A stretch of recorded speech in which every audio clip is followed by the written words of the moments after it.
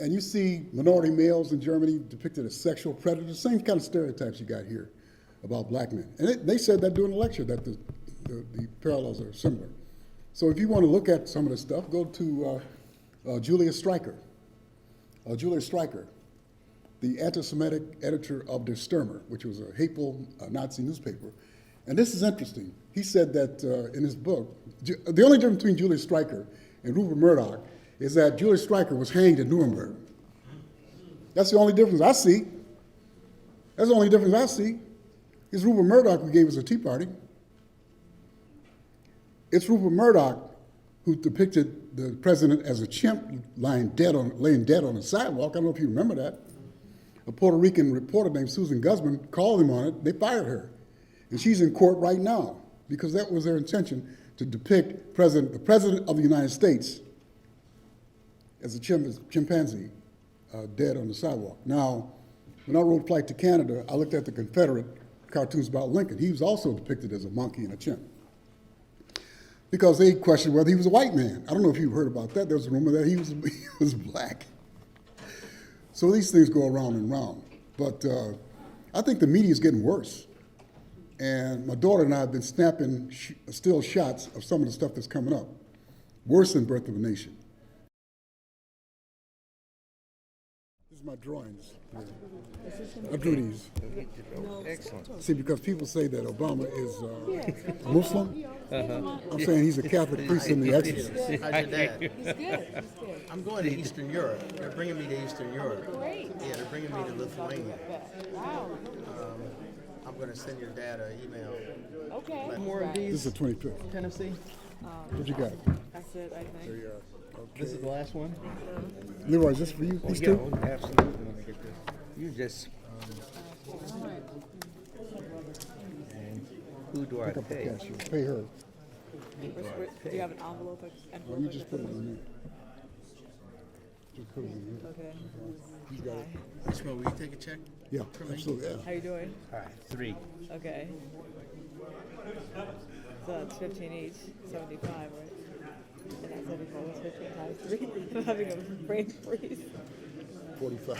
He's 45 is what I meant.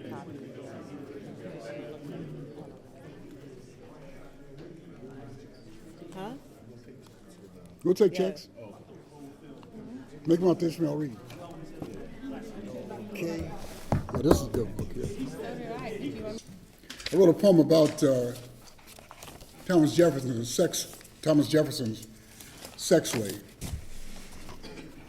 And my point is, what's the difference between Thomas Jefferson and these creeps we read about who hold women prisoners in the basement? You know, there was a case in Sacramento about some young woman who was kept in the basement by this guy. So I said, what's the difference? They did a monument for Jefferson. So his defendants say, well, Jefferson was smart. Well, so were these guys. I mean, you got to be pretty smart, you know, to keep somebody there and evade the social workers who come in. So these guys are smart too. So maybe they ought to build a monument to them, or to Jeffrey Dahmer, or some of those people. But we can't say that because he's the father of our country. I've been following this debate. Now, suppose your job was that of a historian like John Meacham.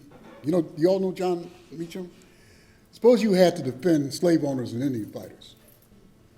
Now we're talking about Abraham Lincoln, okay? I know this guy who wrote the script for this movie, which I call a high school pageant, this Lincoln thing that they're all raving about. Yeah, I said, why don't you read Lerone Bennett's Force and the Glory? And maybe he read it, but Steven Spielberg may have cut him out. Because Steven Spielberg's black people are rapists and things like that, because he feels that that's what the box office will buy, right? So we get Mr. in The Color Purple.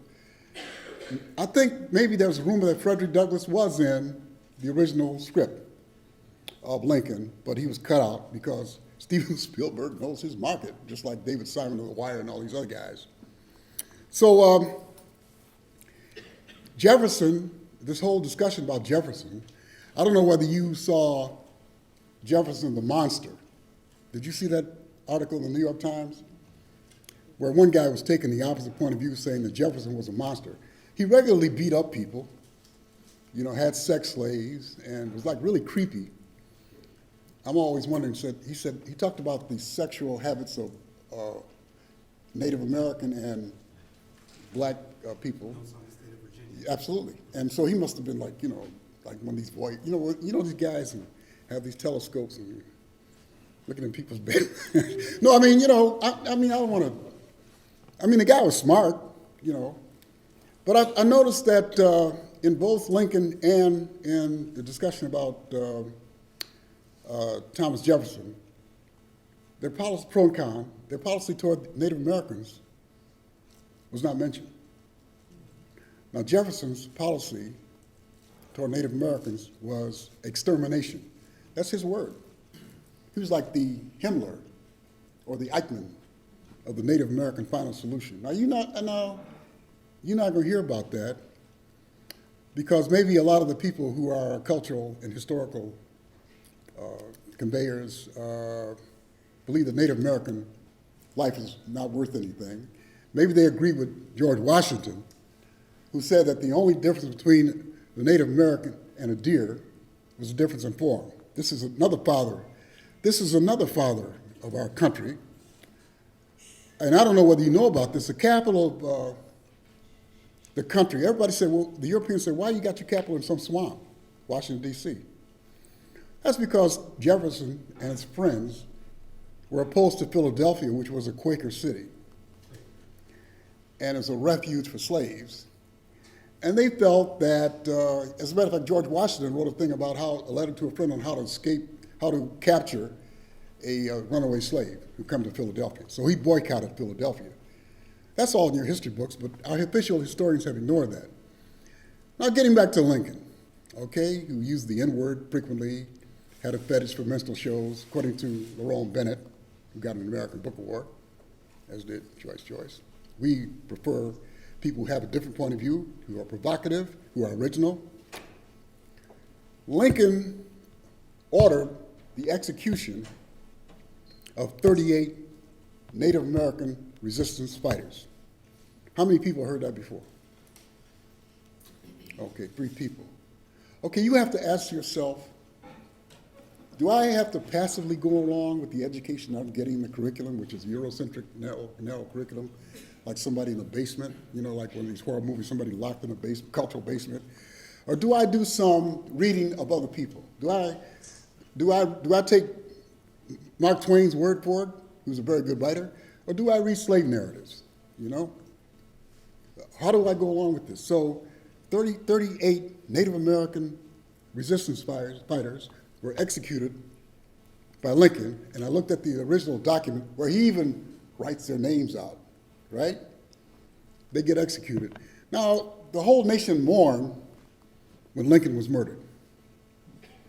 But how do you think those Native American families felt when their loved ones were hanged? The largest mass hanging in American history. Now, why isn't that in this high school pageant, Lincoln, where Lincoln is this saint and who's just above everything, loves black people, is talking to them and all chummy with them and pals around with them. So I have my Jefferson. They have their version. I have my version. So if you read the African American and Native American version of American history, it's quite different from the official version, where they're up there honoring all these slave owners and Indian fighters. If I had to do that, I'd be drinking scotch all day, if that was my job. I don't know how these official historians get away with it. So I propose that we tear down the Jefferson Memorial so that our kids are not tainted with this criminal enterprise here, and put one of John Brown up.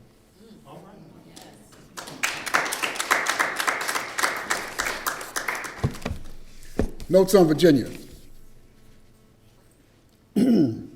I awoke from my slumber to find her standing over me. The wench held a dagger. She was about to stab me, but I seized her wrist.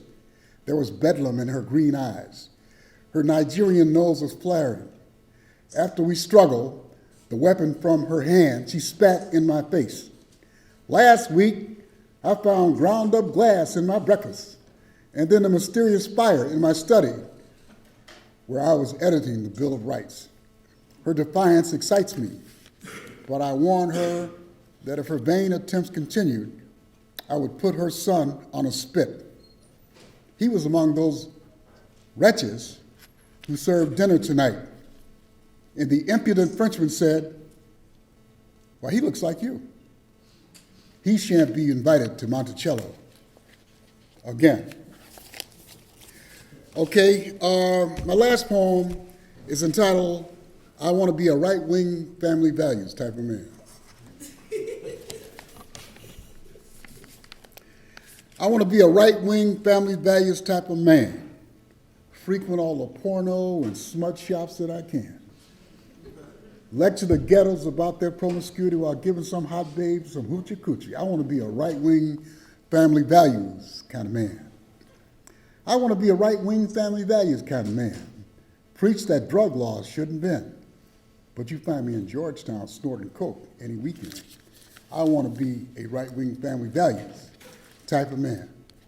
I want to be a right-wing family values type of man and insist that low street crimes be brought to the docket while easing a little soft money into my expensive suit pocket. I want to be a right-wing family values type of man.